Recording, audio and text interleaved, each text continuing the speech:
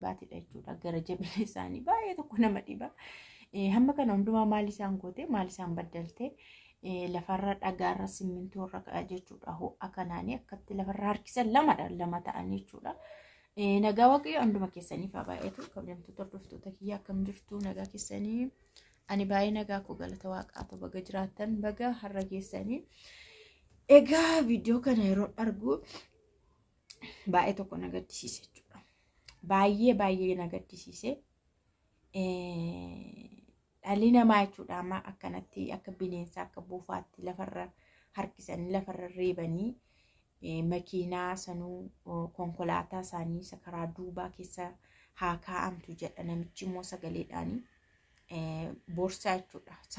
Saaxinii jiramti. Saaxiniin kan konkolaataan duubarraan kan meeshaadhaaf qofa ta'u achi keessaa kaa'amtu jedhu.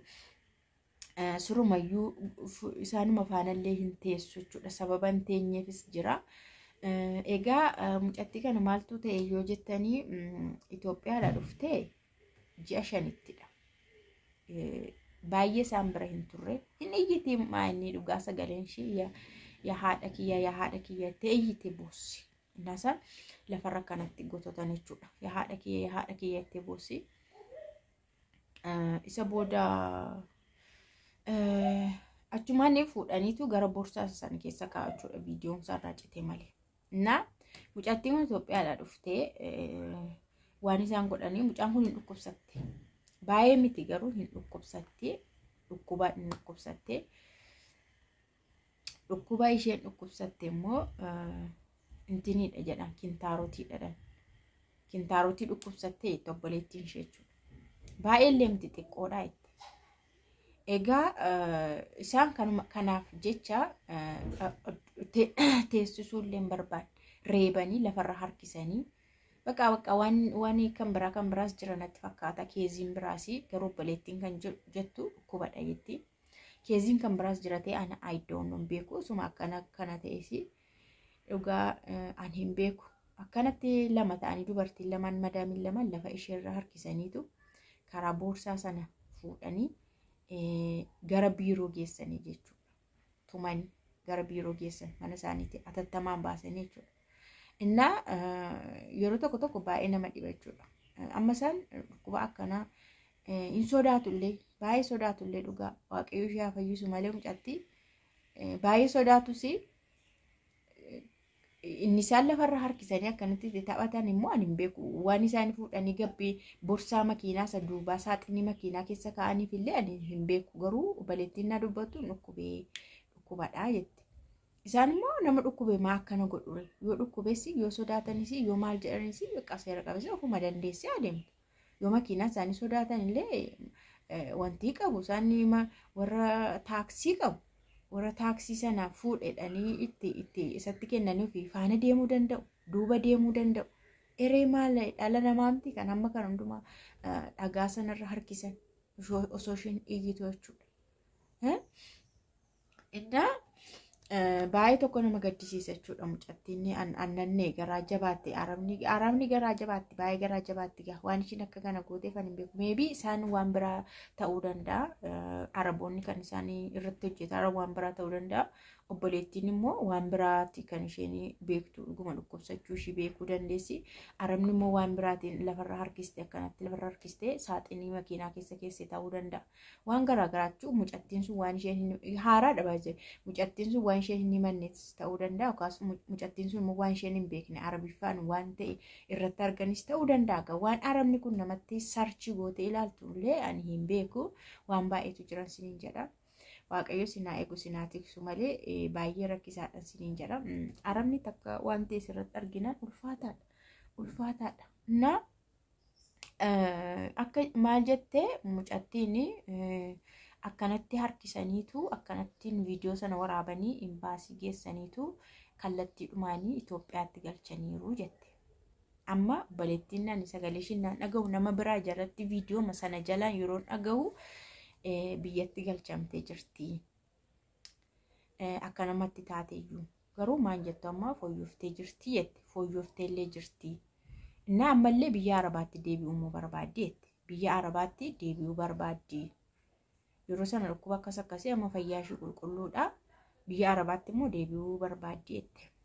Innaa biyya Arabaa kana immoo yoo takkaa baran yoo si miidhanis yoo si tumanis yoo si cafacafan yoo maal si godhanis inuma deemta. Maaliif iddoo sanatti wanti si quunname iddoo kanatti si quunnamuu dhiisuu danda'a. Hin quunnama baay'ee amma fakkeenyaaf kaleessa viidiyoo tokko hin gaddamu yoomni isin hojjedhe kanuma akka lammii keenyaatu mucattiin dhukkubsatteedhanii fuudhanii adiiqaa keessatti kan gatan jiru. Waan baay'eedha jechuudha. Amma biyya Arabaa keessatti wanti si quunnamu mucattee amma dheengadda kana fa'aa iddoo istirahaa deemtee mucaan waggaa tokkodha. Mucattii waggaa tokkodha. Jalaa deemtee mucattiin immoo madaamiin kottuu asirreessi achi maal godhetteetu hojjettuu ishii sana olii gad qoraasti. Ijoolleen immoo beektu ijoolleen immoo akkuma barbaadde kana tattaati. Mucattiin achi keessa bishaan keessa isin kuftee jechuudha. Otoo namni tokko iyyuu hin argin. Amma wantichi gara inni itti deebi'e illee ganaadha jechuudha. Dubbiinsa ganaadha. Arabni mucaa koo balleesseen hin jiru. Maaliif balleesseen jiru? Siin bilisa siin baastu. Amma yoo ta'e bilisa siin baastu bakka aarii wayiillee sitti baati. Waan ta'e wayiillee sirra keessatti baati malee bilisa illee siin baastu jechuudha. Na Araboonni bakka kamittuu bakka sababa wayii sirratti arginnaan maal lafarra si gotatanii, maa si ajjeesanii, maa balbala sitti cufanii, maa si cafacafanii humaa dhimma isaanii tokko hin qabanii bakka. Arabni garaa kutannaa baay'ee cakkaanidha. Baay'ee tokko garaa jabaatu jechuudha. Na of eeggadhaa isiniin jedha. Maalumaaf of eeggadhaa bakka. Keessattuu bara ammaa kana keessa immoo ijoollee haaraayii dhaqan kana baay'ee rakkisaadha biyya Arabaa. Haaraa warra dhaqanii baay'ee rakkisaadha. Waan haaraa innatti dhaqanii ijoolleen keenya hin baranii dafaniillee amma immoo Araboonni garmalee kana gubaa ta'aniiru sirratti eeguu sirratti ilaaluu intarneetii kanarratti waan arge hordofu bakka waan baay'ee ilaalu waan ta'eef ijoollee haaraadha biyya Arabaa jechuun baay'ee ulfaataadha. Yoo mana nagaa wayii hin arganne jechuudha. Warri afaan beekanillee warri keessa beekanillee warri waan hundumaa dura beekanillee of eeggannoodhaan socho'u. Haala Arabaas hin beeku Arabiffas hin beeku. Waan isaan irratti hojjetamuuf adeemullee beeku waan ta'eef suutaanii harkaa bahuu danda'u hamaatti of hin kennan jechuudha. Keessattuu ijoollee haaraa kana sirriitti barachuu qabu sirriitti ilaaluu qabu biyya Arabaa naa dhufan. Dhugaan isiniin jedha hamma qulqullinarraa kaasee waan uffatamurraa kaasee Arabni baay'ee tokko siireesiidha jechuudha. Sirriitti silaatti qulqullina kee silaalti. Akkamitti akka hojjettu silaalti. Arabni tokko keessa baatee ko yeroo si tuffattu shunkurtii harkaan si qabsiistu baay'ee annageera. Shunkurtii harkaan si qabsiistee hin nyaattu. Midhaan sana nyaattu jechuudha. Innaa bakka baay'eetti waan akkasii jira. Warra amanan warra jaallatan immoo nyaata illee hojjechiifatu. Bakka nadiifa jedhuun. Nadiifa jedhuun. Sheegaan wasaka bakka. Waan ta'e ijoollee faas eegsisu qulqullina nama fa'aa malee nyaata siin qabachiisan.